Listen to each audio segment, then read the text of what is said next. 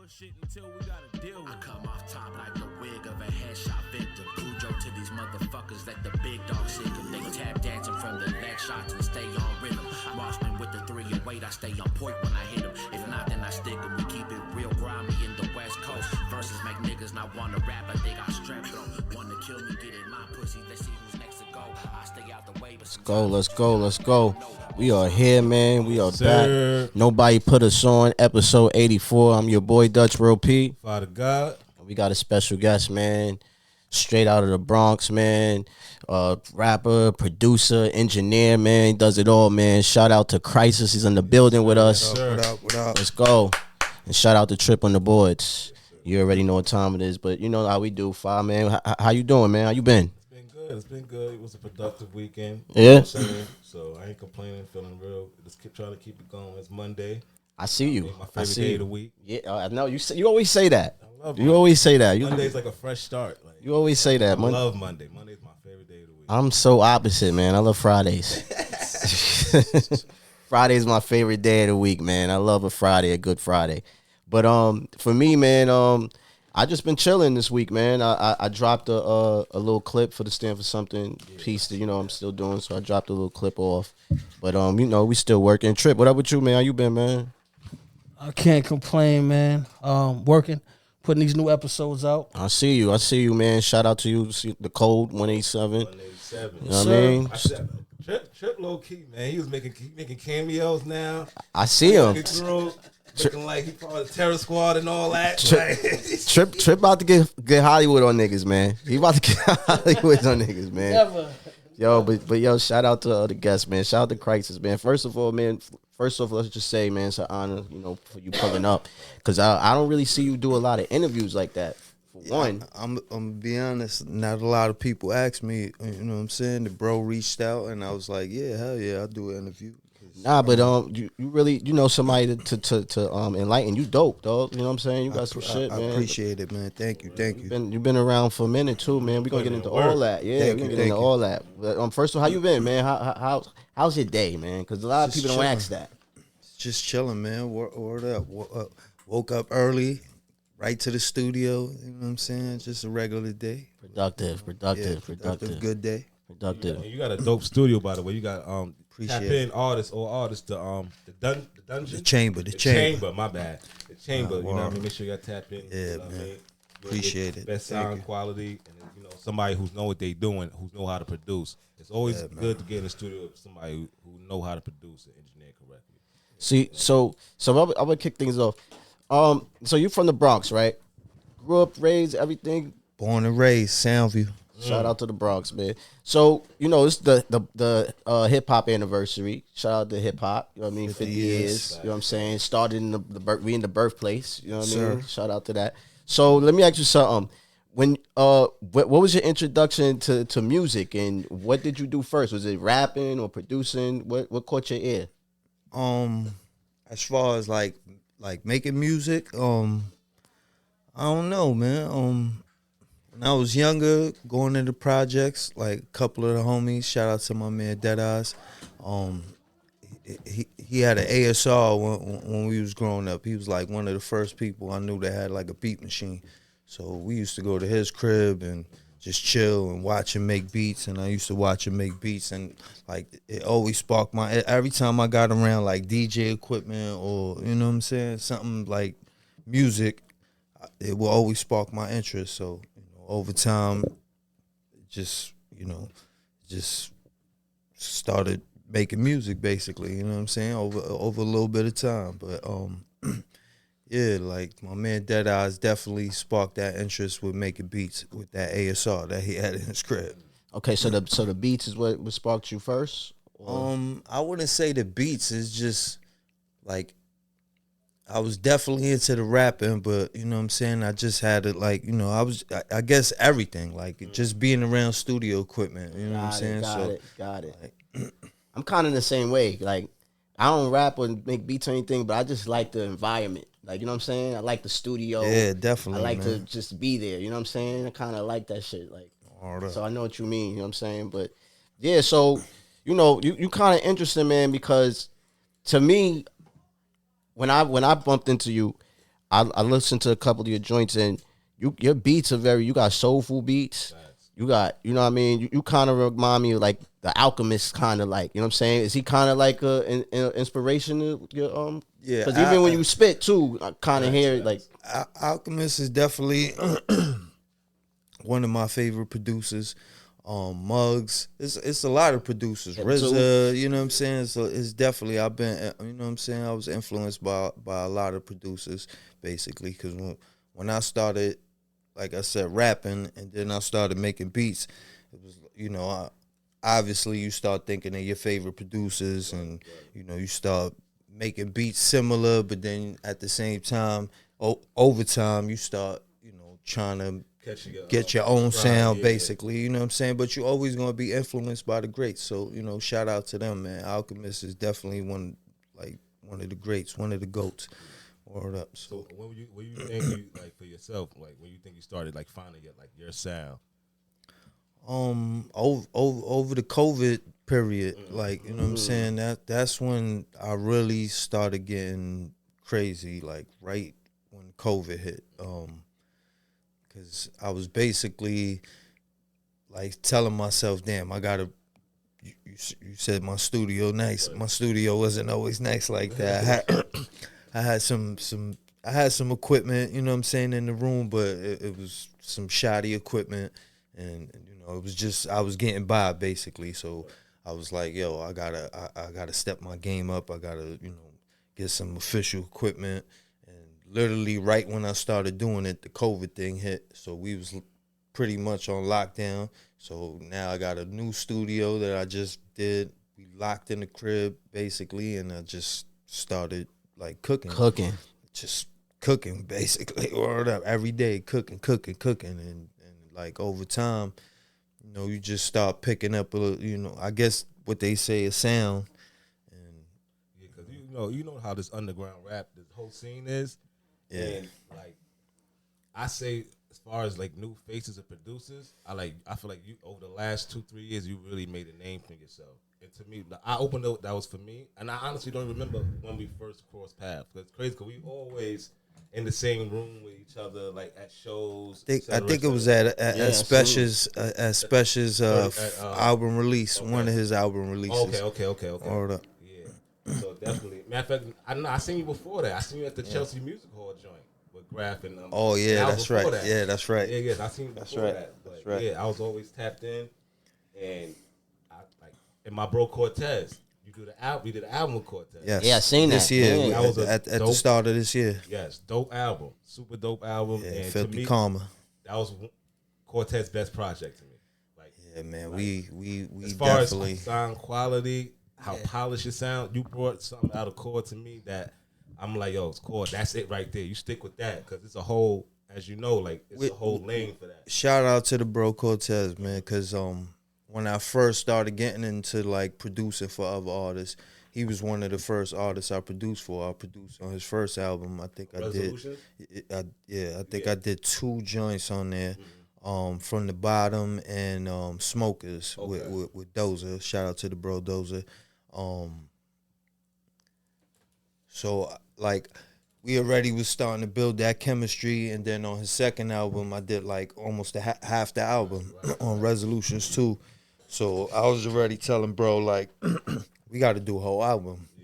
Because that's my thing. I want to do whole albums. Like, I don't mind producing, like, a joint or 2 on a mixed production joint, but my thing is I want to, like, produce a whole album, lock in with the artist. That's why I built the studio, and that's what I do for myself. Like, on my projects, I pretty much produce my whole projects. So it's like, I want to do the same thing with artists. So we have already built that chemistry, so it was like, yo, bro, we got to lock in.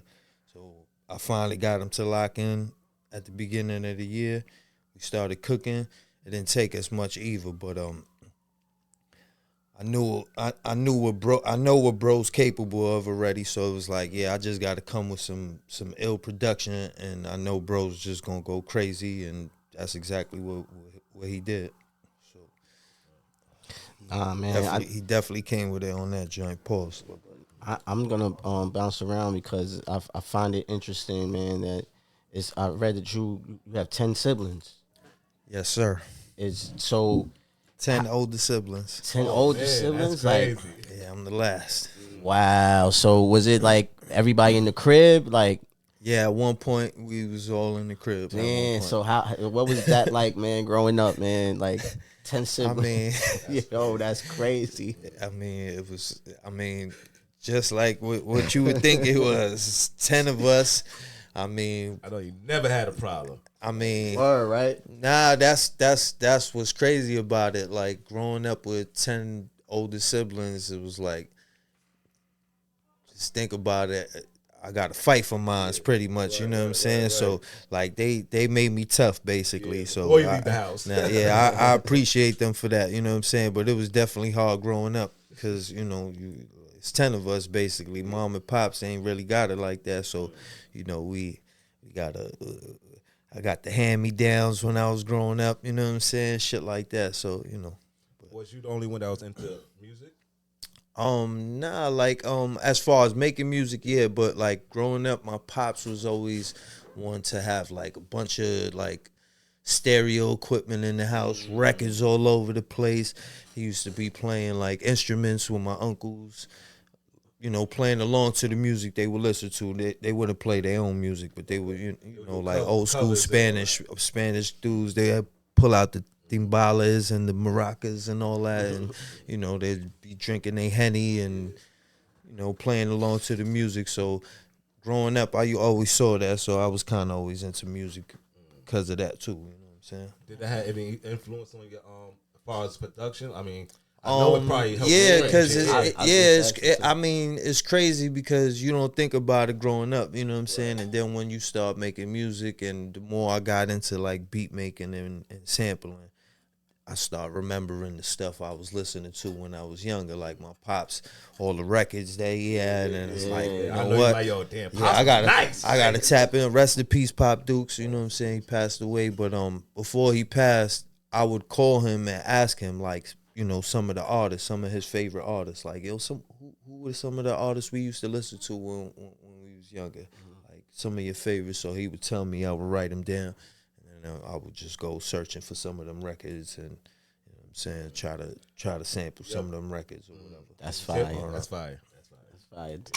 Are you about to say something? I was about to say, did you sample some of them joints?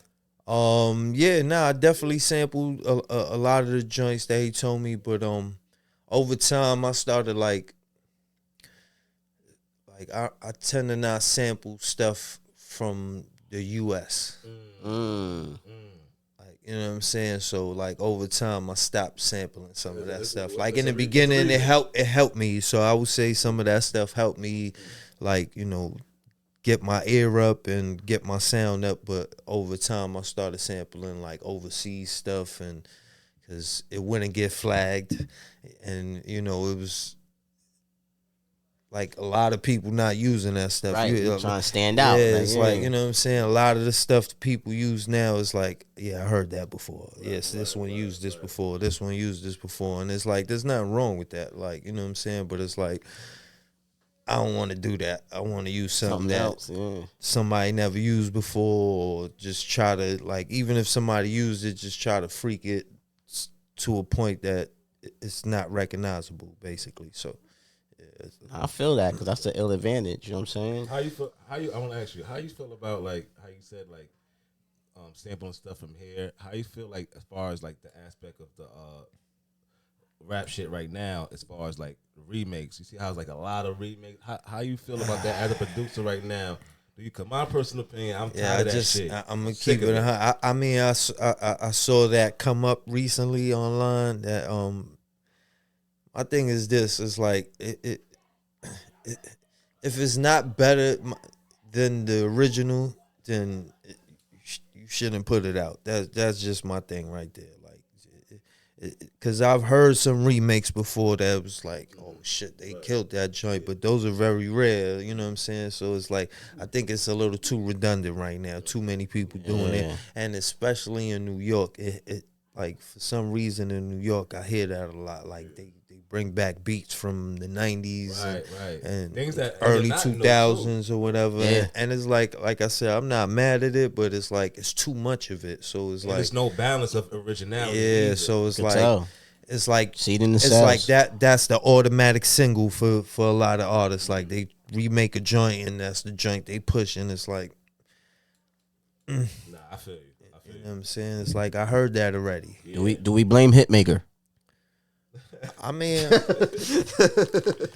a lot of producers do it, but you know, I'm not, like I said, I ain't knocking nobody. You know, if it works for you, you know. But like I said, as a listener, because at the end of the day, I'm a fan of this first. I know a lot of people be, you know, once they start making music, they turn into like super critics of every single thing, and it's like, man, I'm just a fan of music. You know what I'm saying? So it's like, I don't want to hear that as a fan, like too much of that. Like I want to hear something like original, basically, some shit I never heard before.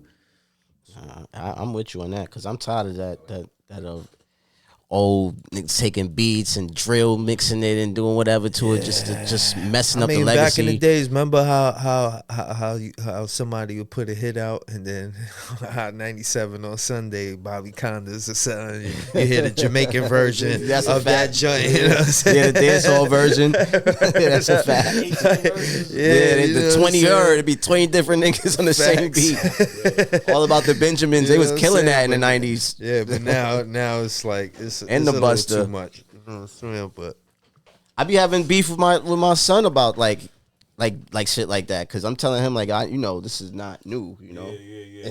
That's interesting. it's definitely high not school new. now. Yeah, I be trying to tell him like this is not new, like everything, like. I be putting him on. He thinking I'm some old washed dad. And I'm like, I'm not. Like, I'm not. Like, you know what I'm saying? But I don't know. That's funny. You know how the youngins are. Nah, it is what it is, man. But yo, I would talk about the 2-3 Zone project, man. Yeah. That project is fire, man. Like from The shout out to the top bro rap Flea Lord. That's word. the bro, Like, man. how did y'all link up? Shout out to my bro French. He started coming to my studio. He pretty much recorded the majority of Flea's projects. When I had first built my studio, bro saw the pictures online, was like, yo, your studio look crazy, and I would like to pull up one day, you know what I'm saying? So once the COVID thing kind of died down a little bit, bro pulled up. We started, vibing, chilling, you know what I'm saying? And then one day he was like, yo, pull up to my studio. And I already knew about Flea. And like I had reached out to him at one point, because shout out to Etho too. He's one of the first artists to actually reach out to me and work with me. But I pulled up to French's studio one day, and Flea was there. I didn't even know he was gonna be there, and we just started vibing, and I let bro know, like, yo, I got some shit. You know what I'm saying? Like, you gotta pull up to my studio one day. You know what I'm saying? And he was like, yo, definitely, man. And he started playing some joints for me. I forgot what album he was working on at the time, but was it that year when he went on that run? yeah, it was definitely the 12 He was going for 12. crazy one year. No, it was definitely the 12 for 12 run. It was towards the end, because I remember we was working on Resolutions 2, if I'm not mistaken, at that time, or about to, because I was actually about to go to Staten Island to go pull up to Core that day, so I stopped in French's studio, and Flea happened to be there. We chopped it up a little bit, and bro was like, yeah, we got a link or whatever. So I had sent him a couple of joints. He ended up using one of them for Ladies and Gentlemen. That was the album he put out right before the year had ended. I think that was after the Prodigy joint he dropped. Yeah. Around that time. Yeah, that was like the last joint of the 12 for 12 or whatever. We had did that joint or whatever. He put it out, and when me and Cortez started working on Filthy Karma, we hit him up like, yo, we would like you to get on the joint. He was already cool with Cole, you know what I'm saying? Me and him already kind of like chopped it up a few times or whatever. So he was like, yeah, definitely, I'll pull up, you know what I'm saying? So I kind of had it planned already, like, yo, when he pulls up to do this feature, I'm going to have some joints ready, like, and just, we gonna do some shit. So he did the feature, and he was like, yo, just play some joints or whatever. So we started playing some joints, and I didn't even play 2 joints. He was already writing, and we knocked out 2 songs. And after those 2 songs, it was like, yo, we gonna do an album, right? He's like, yeah, we gonna do an album. So we started working on the album, and like, I think it took us like 5 sessions because he lived pretty deep now, you know what I'm saying? But took us 5 sessions, and we knocked out the album. And what up? I heard he say he out the jacks. You know what I'm saying? Yeah, the man. jacks. That's my shit too, And to man. drop another one. Yeah, nah, that's what's crazy because the chemistry was so ill working on it on 2-3 that as soon as we finished the album, it was like the streams was going crazy, the feedback was just crazy, and it was like, you know what, we ended up going to LA not too long ago for a show for 2-3, and that's when we started working on the compilation album, and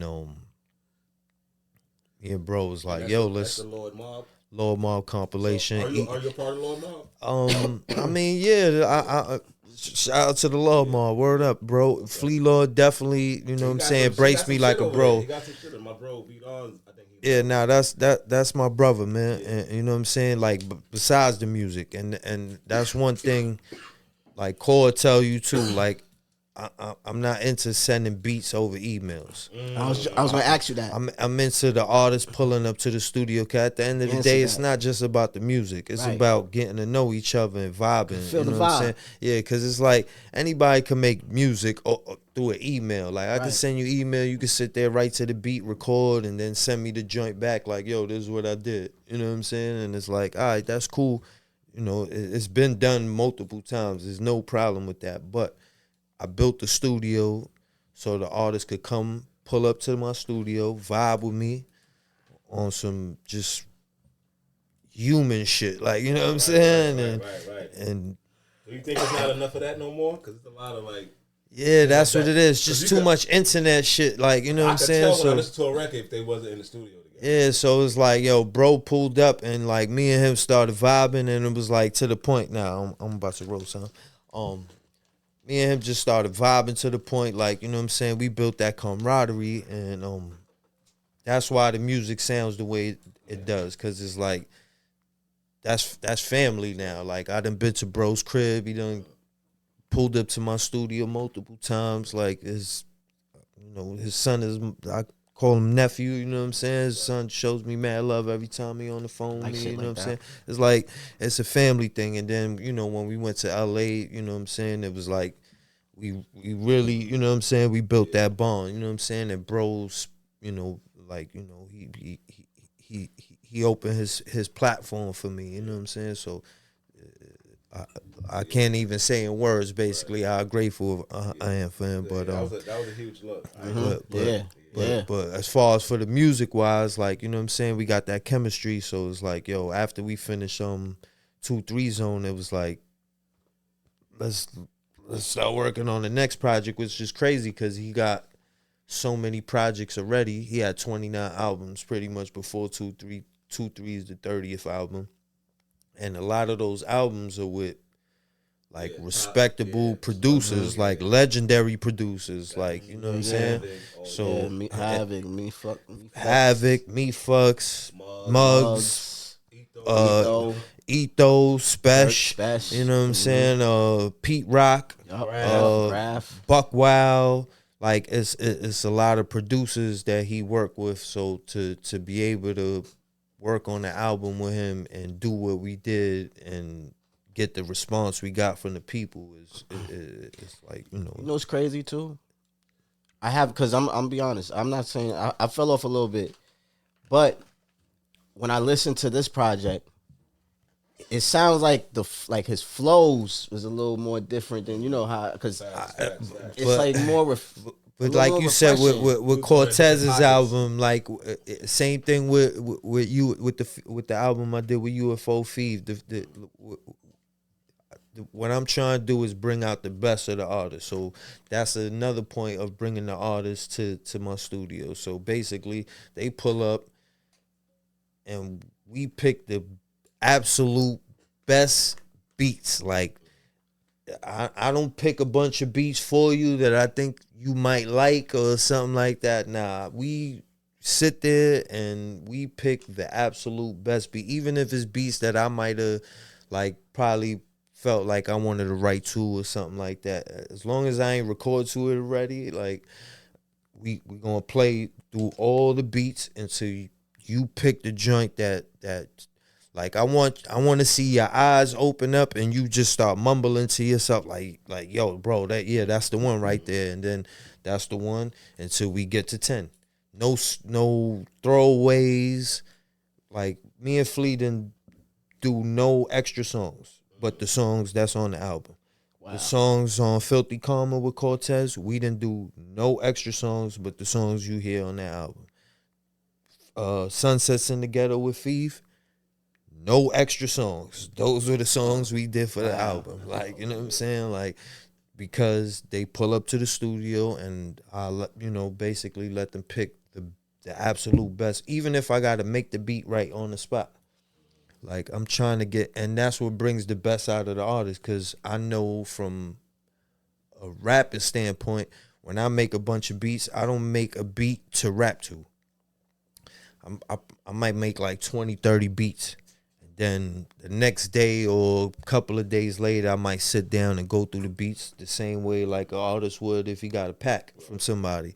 And then I just go through the beats and I pick the joint that speaks to me at the time. But I might have all of you might listen to them and be like, every one of them shits is crazy. Yeah. Like, you know what I'm saying? But I picked the one that speaks to me at that time, so I know how it is. So same thing with the artist, like let him pick the best joints, and that's how I feel like you don't get no throwaways. Yep. And you get the raps you hear from like for instance with Flea, you saying you hear him different. A lot of people said that. They like, yo, bro, the hooks. You don't even hear him doing hooks like that. That's what I said. Like I heard I got bro doing hooks on every song. Like you don't hear that. Because like I fuck with Flea, but I kind of fell off a little bit. But when I heard this one, I'm like, he kind of switched up with me. Like I fuck with it. I'm like, I don't hear him doing hooks like that because I'm like, yo, bro, you gotta, you know what I'm saying? But I didn't have to really do much either. Like the beats took him there basically. So it was like, yo, bro, you know, like just little things like, you gotta do a hook for this joint, and then he already in that zone already, like, yo, every joint that come up, he like, oh, I'm coming up with an ill hook for this. Like, you know what I'm saying? His work ethic is crazy. Yeah, his work ethic is crazy. I don't think he get enough credit because he don't. Yeah, his work ethic is like, so, and that's what I love about the artists that I've been working with. Their work ethic is crazy, and that's how I feel. Like I'm up super early in the morning. I'm in the studio every day, cooking. You know what I'm saying? So their work ethic matches my work ethic, so it's perfect.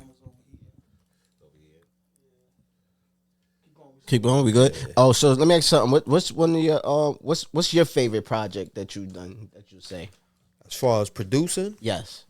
I mean, I only got 4 projects fully produced so far, but I don't know. It's tough. I mean, they all my favorites in a certain way because they all sound different. Right. None of them sound alike. You could put every one of the albums I did, UFO Thieves album, Red Imp's album, Cortez's album, and Flea's album, and not one of the songs sound alike at all. And I love every one of the songs, so it's like, it's kind of hard, but I would definitely say 2, 3 is definitely that one for me right now, because it's pushing the boundaries for me right now. You know what I'm saying? It's doing, the numbers was beautiful. You know what I'm saying? The feedback's been amazing. So it's like, it's hard, not to say that one right now. You know what I'm saying? But like, I love all the albums basically. So you're doing is more, would you say, producing the record as opposed to just recording and engineering the yeah, song? basically. So like, once we pick the beat, you know what I'm saying, and the artists start, writing basically, I don't, like, a lot of times I name my beats a certain, like, for instance, with Sunsets in the Ghetto. A lot of the beats, the names of the beats ended up the names of the songs. Okay. So it's like I tend to name beats what I feel like, what they sound like.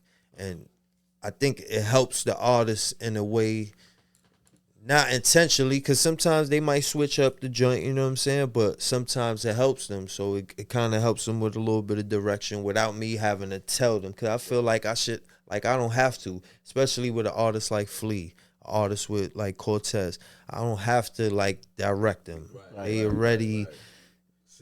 Yeah, exactly. So it's like I just got to create the vibe for them. You know what I'm saying? The right vibe, and like I said, allow them to pick the right beat. And then once they start recording, then my job is to just basically make sure they record properly.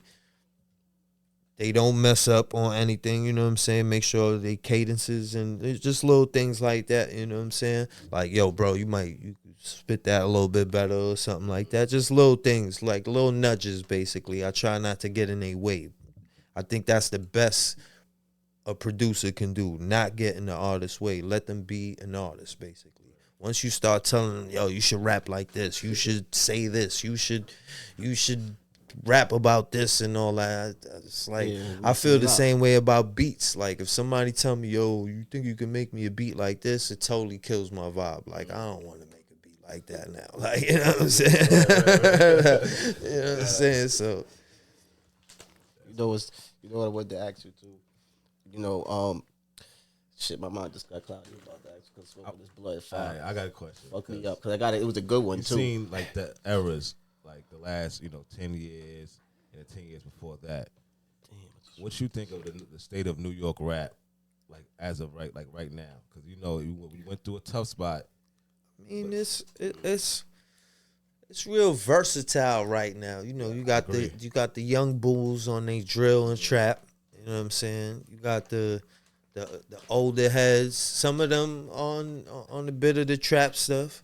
And then you got some of the underground independent artists on they more boom bap independent. That's what it is. Now I remember because you said that. I feel like it's been a great resurgence over the last. Oh no, but as far as the resurgence for some of the music we making right now is definitely coming more towards the forefront right now. You could definitely see it, and you could definitely see some of the bigger artists influenced by some of the stuff. It's like underground. The underground is really the mainstream for real.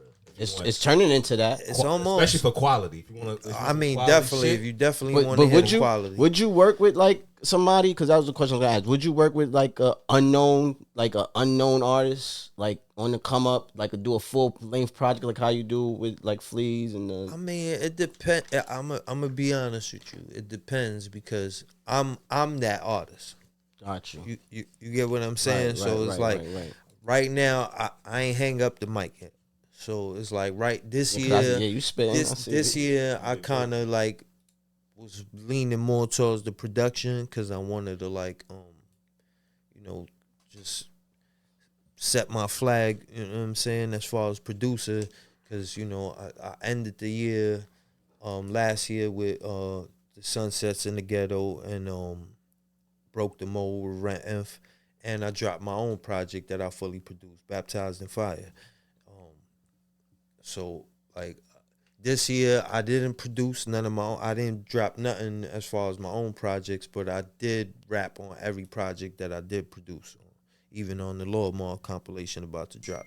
So, I try to, at least, show people, I'm still here, you know what I'm saying? And then next year, I'll put out something, you know what I'm saying, a couple more projects, but I just wanted to establish myself on the production side this year a little bit more, you know what I'm saying? So, got you.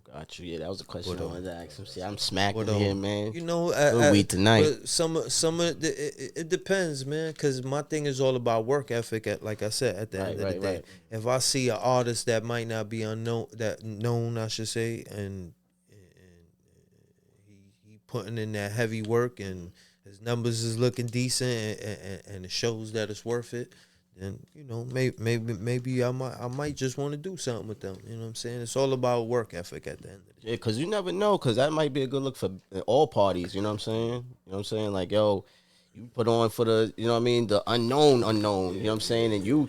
And then now they're gonna be hitting you up on top of, you know what I mean, whoever's listening and heard that. Oh So yeah, nah, definitely. But like I said, if I do it, like I said, I'm not opposed to it. It's just right now I'm establishing myself on that level. So if I do it, it would benefit the artist a little bit more as opposed to we both unknown and the album don't do anything. You know what I'm saying? We just put out a dope project and no one hears it, basically. You know what I'm saying? So right now, what I'm doing with the artists I'm doing, it helps my platform to the point that, when I go to do that, because, I do see myself doing that, because eventually I will hang up the mic and strictly produce.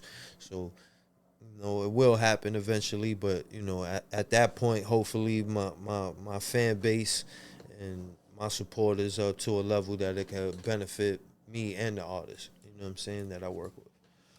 Dead or alive, rap. Who would you want to like do have a feature with? Like if you could, you know what I mean, do an art or have an artist, dead or alive, don't matter. I mean, dead or alive. Yeah. I mean, Just a joint or a project? Nah, I want a joint. Like, Him, they rapping together. Right. or do a song with them. Yeah. Man, it's hard because you got some greats that them passed away already, like Big L, Pun, Big. Pac. Like, you know what I'm saying? That's a tough one right there. You know what I'm saying? If I could have all of them on one song, That'd be up. L cheat code. That'd be crazy. Yeah. What artists you think you would like to do a project with? What, right now? Yeah, like right now. Like where you like, I want to fuck with her. I want to do a project. I'm working on a bunch of joints right now, so which is crazy because, like I said, you go from not having no placements to having a few placements, and now I'm doing whole albums with artists. So, shout out to my guy Pounds, 448. Me and him about to do a project. We started working on it already. I got TF. Started working on a project with him. I would definitely like to do something with Definitely like to do something with Rock Marcy. Shout out to the homie. Me and him talked a little bit. Hopefully something happened with that. We'll see.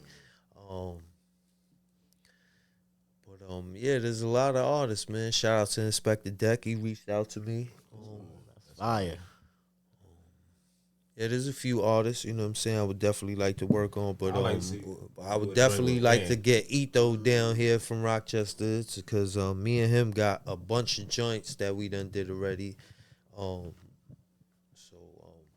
We done talked already about doing the whole album, so it's just a matter of him getting down here when when the schedule's right, and me and him will do a project together too, because we done spoke about it, we done agreed to it, like, you know what I'm saying, that's the homie.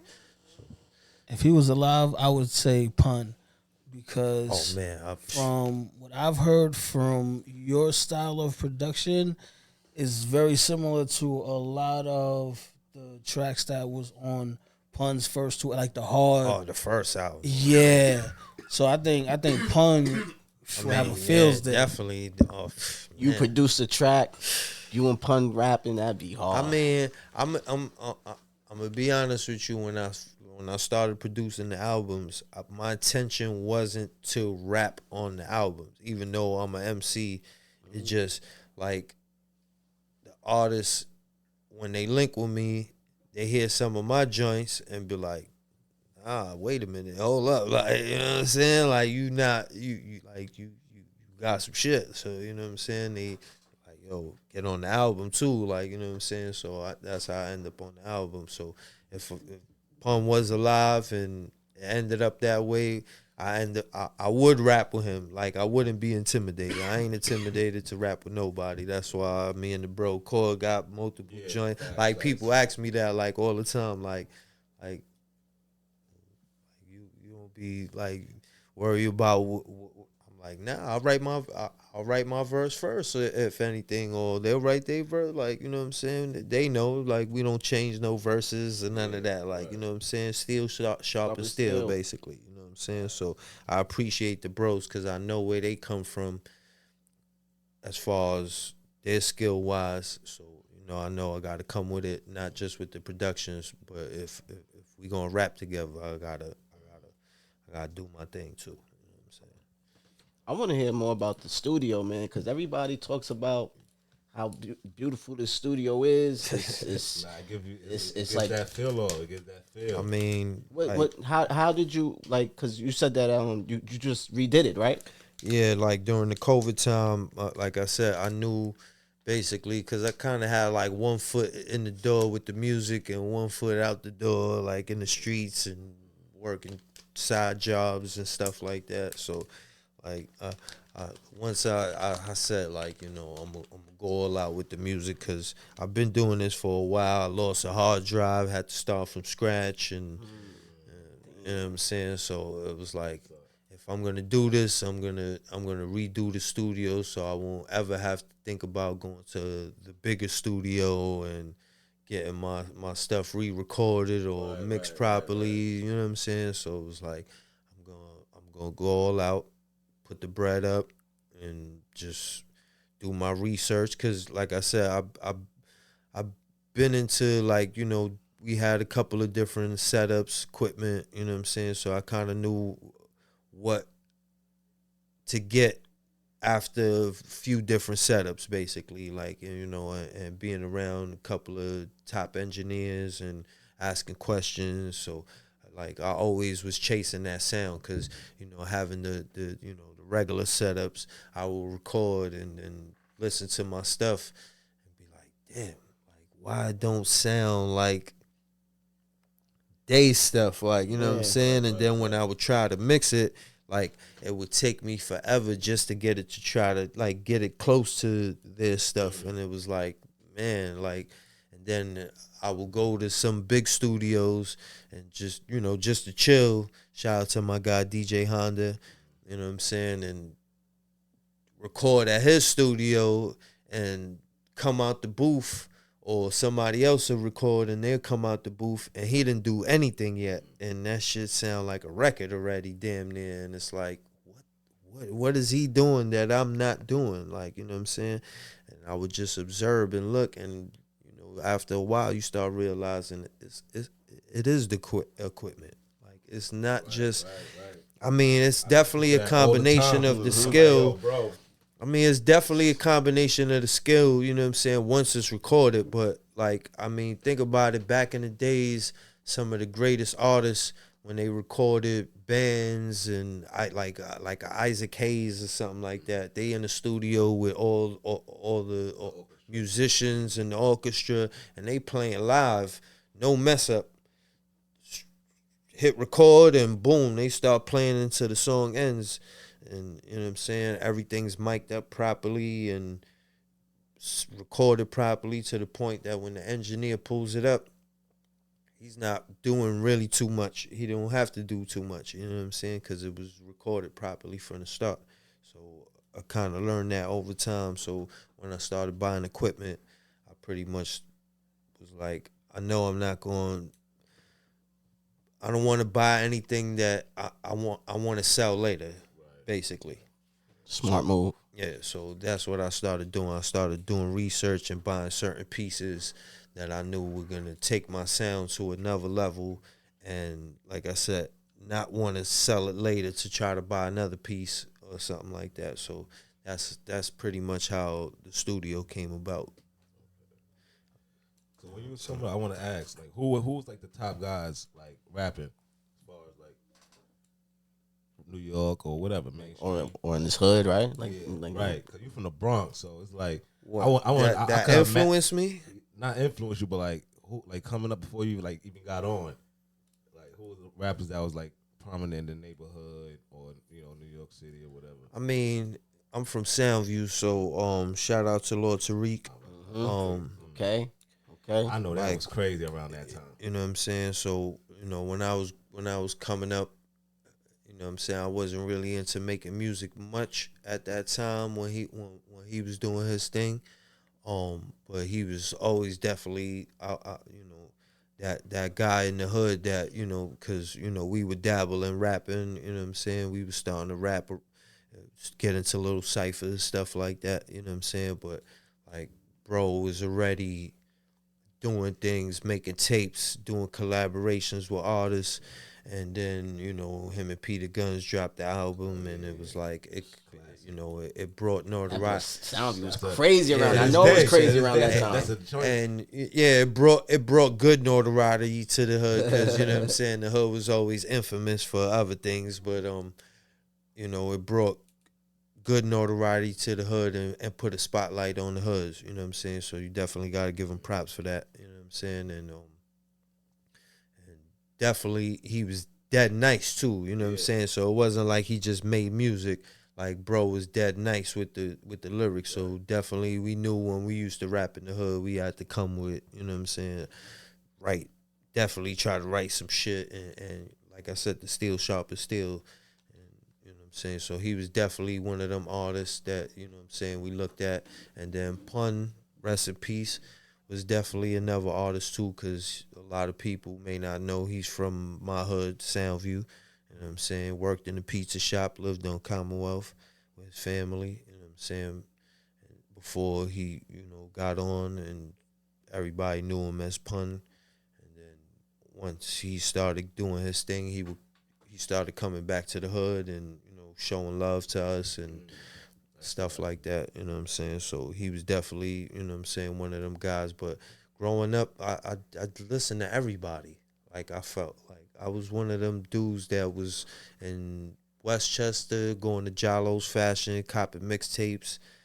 When you had to look through the book and cop the mixtape, you know what I'm saying, for $10. I remember shit like that. You know what I'm saying? So I was definitely always one of them dudes that had pocket full of tapes or a pocket full of CDs and radio. Yeah, me too. You know what I'm saying? So I always listen to music. So that definitely helped when I started making music, listening to all that music growing up. You know what I'm saying? So that's a great segue. I wanted to ask, I always tell people you know what I mean, about the mixtape era. Like, I wasn't there. I don't know how it feel to go to the check cashing place to go get a bootleg of the new G on the radios or whatever it was. Big facts. At the time. As far as how it is now, as far as streaming and the consumption of music, what's the difference and how you feel like? Do you feel like you can't get back to that nostalgic feeling because of technologies?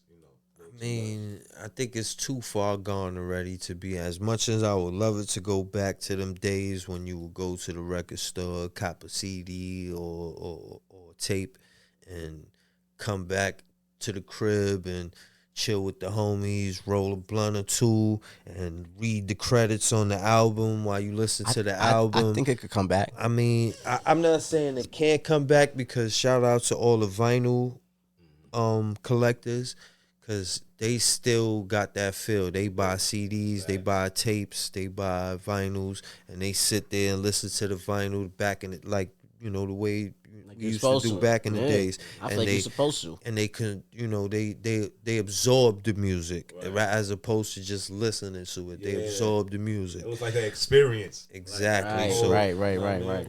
So I'm not saying it can't go back to that, but overall, I feel like it's just too far gone. Like, it's too easy now. Like, people, could just grab their phone, open their favorite streaming app, and just listen to whatever they want to listen to without reading linear notes and who produced that song and who executive produced and, stuff like that. Like, a lot of people, I would say, I'm not going to say they're not interested in it. They just don't really know about it. They didn't grow up on it like some of us did. You know what I'm saying? So it's like, you could go to Apple Music or YouTube or Spotify, and I think I want to say some of them do have the linear notes now, but they do. for the most Just part, updated on Apple.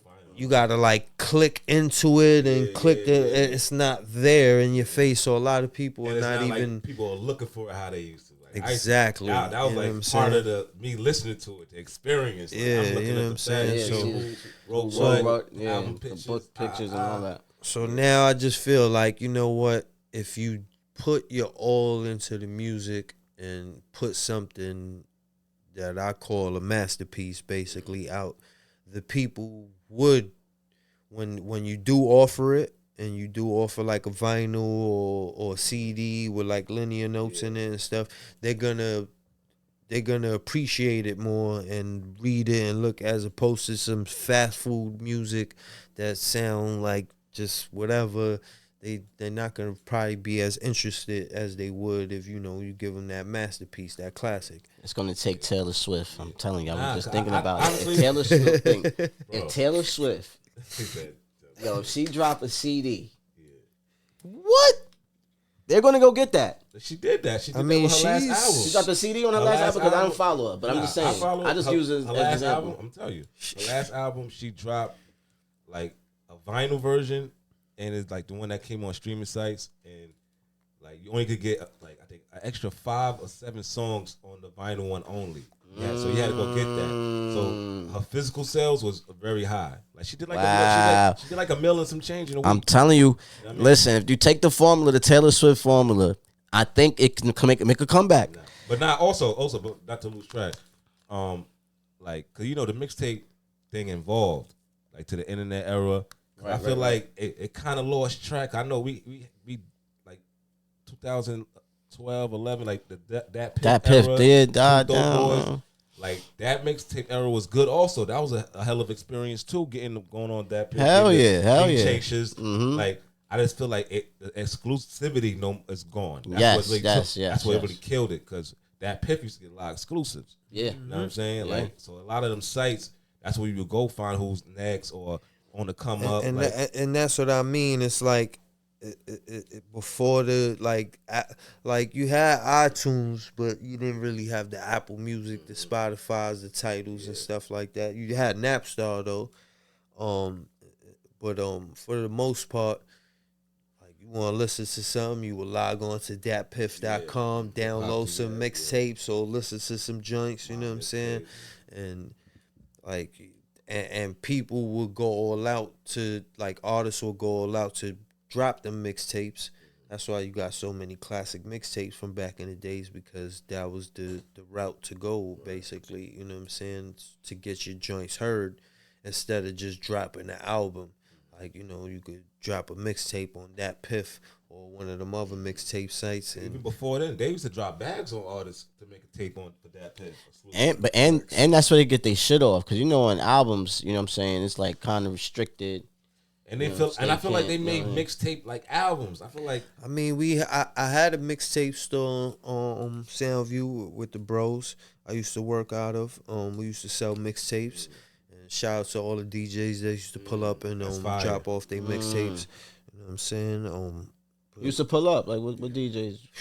Shout out to J Arms. I gotta shout him off first, because that was the homie. I mean, he's still a homie. I haven't seen him in a long time, but he used to come drop off his joints as soon as he made them. So, as a rapper, I used to snatch them joints up immediately, be the first one. So as soon as I got them, by the end of the night, I was in the crib writing to as many of them joints as I could write to, and then recording to them joints. That was before I started really making my own beats or whatever. So J Arms used to pull up. Who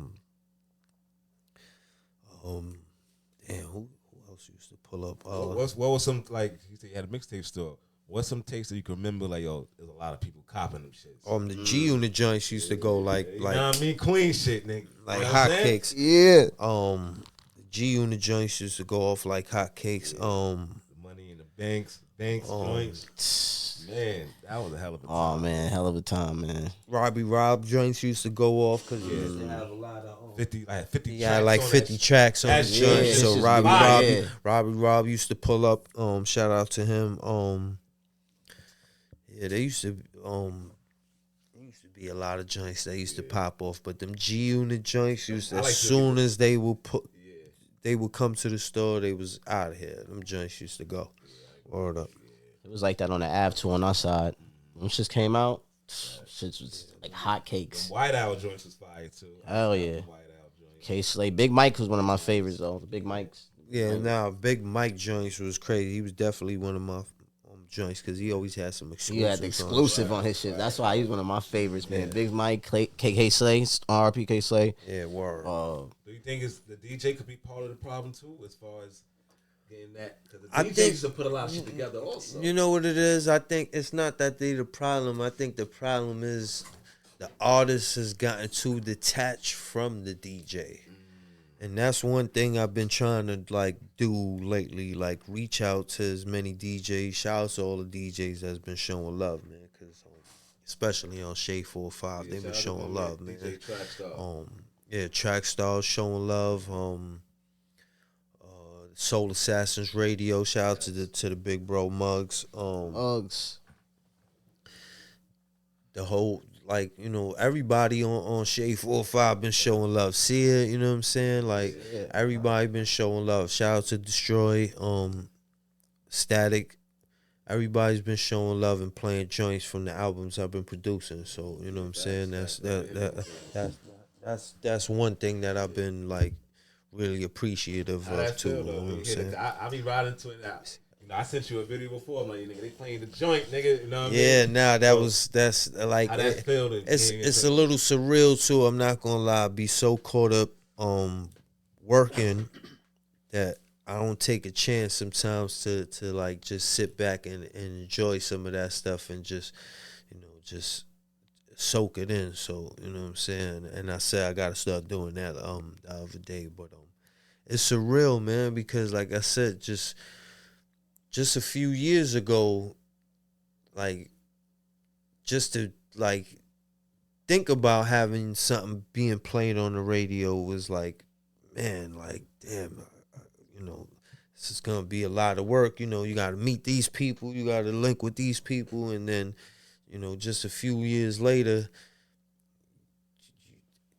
you get multiple joints played on the radio, not just one joint, two joints. Like every album they playing, damn near almost every song off the album fire on joints. So it's like it feels real good, you know what I'm saying? And then, you know, to see the people's reaction and, you know, one of the craziest moments, because it's like, yeah, you hear your joints on the radio and it's like, yeah, that's fire.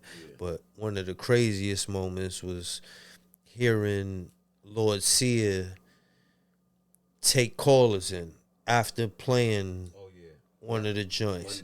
And he taking calls from all over the country. He not just taking calls from New York. So you got people from the South calling, West Coast, Midwest, East Coast, you know what I'm saying? Right. And one of the callers, like heavy Southern accent, bro, is like, man, that joint crazy, man. Like, you know what I'm saying? I was like, that joint made me feel so good listening to homie, because it was like, man, I wish I could talk to homie, you know what I'm saying? But he was showing so much love, like, yo, the beat crazy, the verses is crazy. So it was like, man, that right there, like, made me feel real good, like, you know what I'm saying? So like that's what make me go into the studio and do what I do, basically. You know what I'm saying? It's like, I come from the era when you used to graph up and then somebody would tell you, yo, I saw that joint you did. That shit look crazy. You know what I'm saying? Or, you know, they saw a black book that you might have did something crazy and like, yo, I saw that black book. That shit was crazy you did. So it's like same thing with the raps. It's like, yo, I'm trying, or with the beats. It's like I'm trying to do something crazy. So when the people hear it, they react the way they, you know what I'm saying? Like that, basically. So it's always a good feeling to see the people's reaction, you know what I'm saying? Because that's what hip-hop's about, right? You know what I'm saying? So. Being from Soundview, do you work with a lot of Soundview artists? And who's the best rapper to come out of the Soundview Castle Hill area? Get him. That's a tough one right there. But, Yeah, you know what? I worked with a lot of artists, like, shout out to my bro Remice. That's my brother right there. You know what I'm saying? He know when I put out the bat signal, he always, you know what I'm saying, come through for me. You know what I'm saying? But he one of the main artists. But I've worked with a lot of artists, like homies that I've grown up with. You know what I'm saying? Like we was on the come up, and then when I first started rapping, they was like rapping, and we would just kind of do things. But there's a lot of artists from my area that I never got a chance to actually work with, like Hocus for a Fifth and them.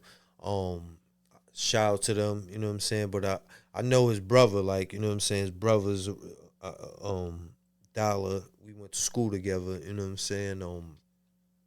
But I never got a chance to work with him on the music side. But yeah, like, you know what I'm saying? I show love though, you know what I'm saying? And you know what I'm saying, try to support as much as I can or whatever. But we never got a chance to make music, and now everybody live where they live, you know what I'm saying? And I'm doing what I'm doing, and they doing what they doing, you know what I'm saying? But yeah, I just always try to rep for the hood, you know what I'm saying? I'm born and raised in Soundview, and like, not from the side I'm from the side blocks, but I'm not from the side blocks and just call out Soundview. I'm from Soundview, you know what I'm saying? Like, I grew up in the hood, like, you know what I'm saying, and grew up with everybody, and the music saved my life, actually, from that life that I used to live out there with them and chilling out there and doing what we used to do and living the way we was living. So, you know what I'm saying? But as far as who's the best artist from Soundview, Castle Hill area, I'm going to have to say me, man. Yeah. Okay. All right. You know what I'm saying? Like, but that's no disrespect to nobody, you know what I'm saying? Shout out to all the homies, you know what I'm saying? But yeah. That's what you're supposed to say. Yeah, that's what you're supposed to say. I like that answer. I wouldn't be from Soundview if I didn't say it was me anyway. Like, you know what I'm saying? But yeah. Shout out to you, yo.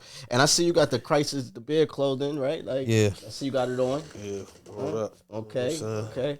Talk about that. How you got into that? That's merch, or that's like your clothing line. Like, this is what it's going to be. It's like a kind of both. It started off as some merch, and then it's kind of growing into like a clothing line, basically. Because it started off as like a cover, basically. I had like a bunch of these beers that I had did, and I picked one for like an album.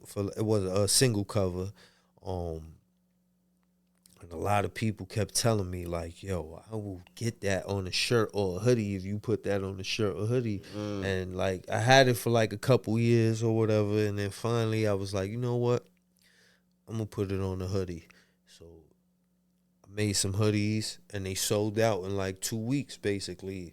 I was like, wow, you know what I'm saying? So I was like, all right, I'm going to make some more joints. So I made some more hoodies, and then as it got a little warmer, I made some T-shirts.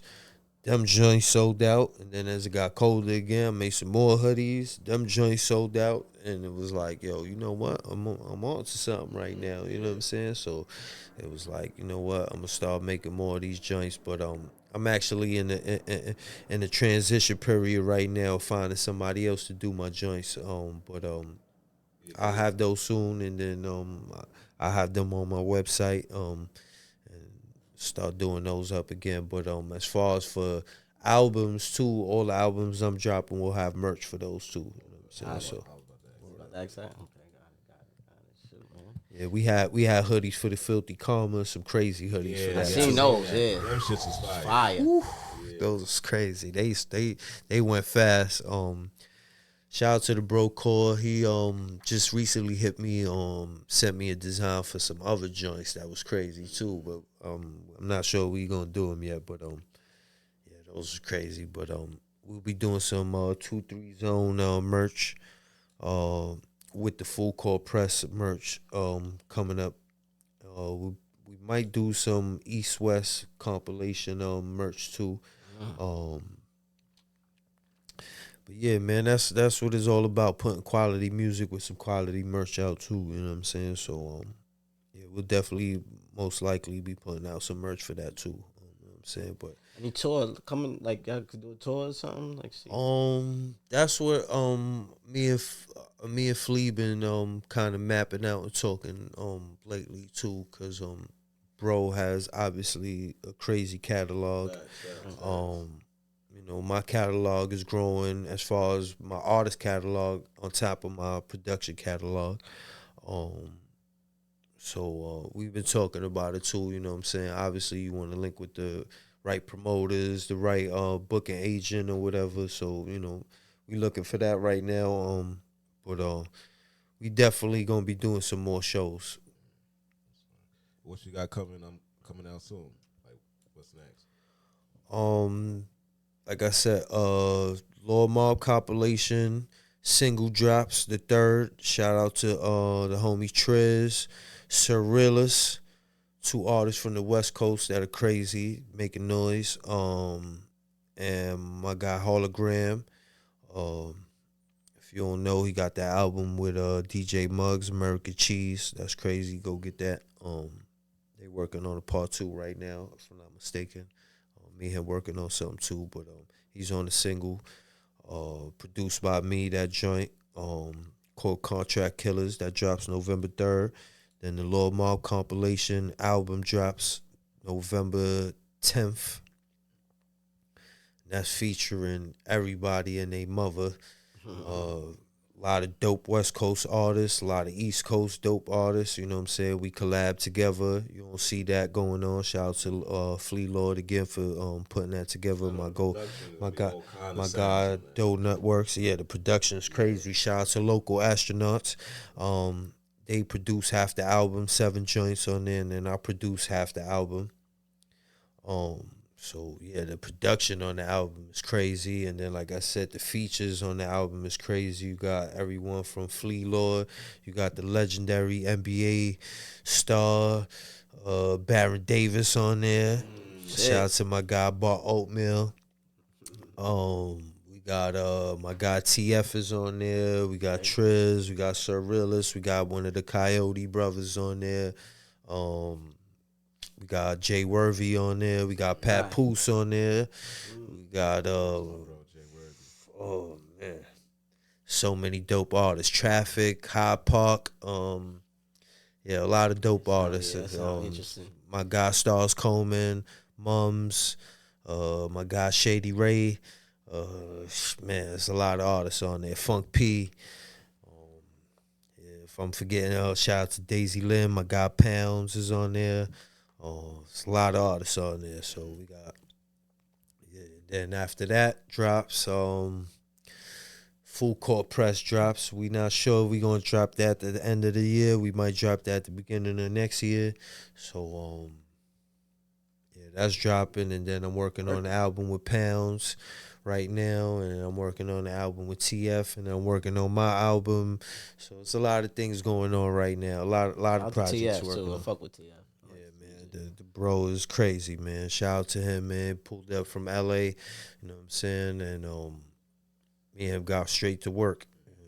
We already got a joint that's Gotta hear that. sheesh. Can't wait to hear that, man. Yeah. Listen, man, before we get out of here, I want you shout out your socials, shout out where they could holler at you. And just tell it all. Yeah, man. I'm Crisis 187 on Instagram. Crisis BX on YouTube. I am Crisis on Twitter. And I am Crisis 187 on TikTok. Yeah, you could go to Spotify, find me on Apple Music, Spotify, all streaming platforms. Crisis. Look up the albums: 2-3 Zone, Baptized in Fire, Filthy Karma, Sunsets in the Ghetto, Broke the Mold. You know what I'm saying? So, yeah. Nice work. Listen, man, like I said, this has been an honor. Appreciate you coming through. I appreciate y'all for having me, man. Thank y'all, man. Man, don't do interviews, you know what I mean? Pulled up, and nobody put us on, man. It's funny because you try to make this happen so many times. It's like this, Yeah, now word up. But I feel like this perfect timing. Perfect timing. Perfect timing. Perfect timing. Fire, man. Shout your socials, man. So you already know. God, _DA _God. You know what I'm You saying? already know, man. And yo, let them know. Shout out to Kels. I got an artist, Kels Moore. Yeah, yo, plugs. We plugging it in right now. The North album out now. Working. We got Snack Raps coming out soon, so yeah, stay tuned for that. Let's go, man. And you already know me, Dutch Real P, all together. And you can find me on the Stand For Something show also. And look, man, I'm here. Nobody put us on. Episode 84. We appreciate you, man. Shout out to Trip in the building. And Crisis, man. Appreciate you again. Appreciate y'all. You already know. Yo, should we end it out with something, or we just gonna end it out? Because I think we could end it out with something. We could play a joint. We're gonna end it out with something off the 2 3. And we had an exclusive in the beginning. Y'all ain't gotta hear that. You know what I mean? So we gonna end it out with something off the project, man. We up out of here, man. Shout out to Nobody Put Us On, man. Yeah. Play something off the joint. Oh yeah. You can do that. Play the joint. Play the joint with Jay Worthy. Okay. Yeah. Shout out to Jay Worthy. That's my bro. I shot a video for him. Jay Worthy, that dude. Band Gang Lonnie, Stick Up Kids. That shit was fire. Jay Worthy, that dude. I fuck with Jay Worthy, man. I fuck with West Coast, man. Yeah, shout out to 211. 2 on that joint. Turn the music up some more. It's still connected to the Bluetooth. Yeah, I hear it. It's playing. Molly Rob, it's about time, nigga. Yeah. 10,000 for a show, that's my kind of night. A living legend, follow me through my I think it's messed up on the joint or something. my iconic life. I don't think it's playing correctly.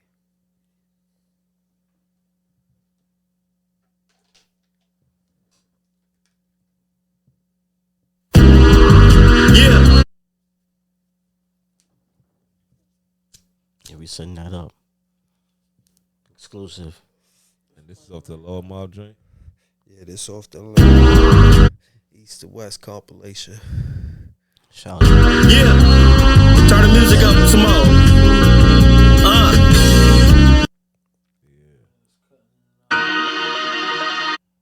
You can see me with the Sound. Yeah, the Bluetooth connection, right? Yeah, sound a little choppy. Hold on, let me see if I can reconnect to it. And like I said, we appreciate you again, man. Shout out to you pulling up.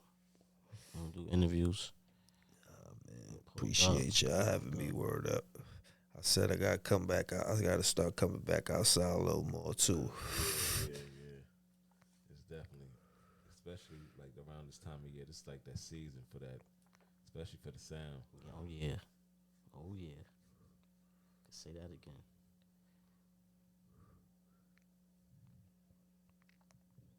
Back, man. Nobody put us on. Back in effect. Episode 84. All right, let's see. Exclusive. Yeah. Turn the music up some more. I think it's just a bad Bluetooth connection.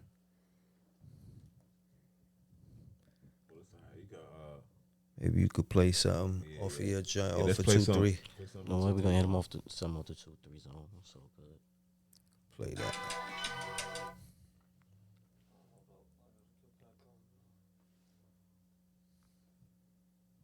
Either way, you're still getting hit to something, y'all. Like you said, Five, just at the top of the episode, get ready, hit you off with exclusive. Let us know what you think. Tap in. The socials, Nobody Put Us On. IG at NBPUO. Follow that. Subscribe to Nobody Put Us On YouTube page. Or channel, however you say it. Please tap in. You got any videos coming out? Yeah, me and Flea probably gonna do one more video for 2 3 Zone, and then we gonna start shooting videos for the compilation album. So the first video will probably most likely be Contract Killers featuring Triz, Surrealist, and Hologram. That'll probably be out sometime around in between the single and the album dropping or whatever. And then we'll start dropping more videos for that album. As the year closes out, we might do a video for Crushed Grapes or for 2 3 Zone, and start shooting videos for Full Court Press to go into the new year. So, yeah, there's a lot of videos on the way.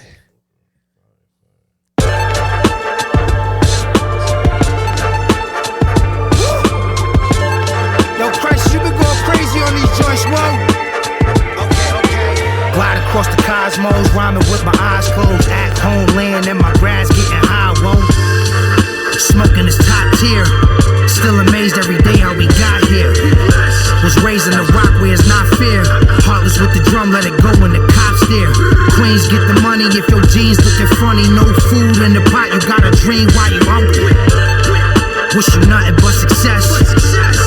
Hope they cut another check. Disconnect music, bagging up the cocoa on the desk. If the D's in the lobby, we gon' move it by the steps.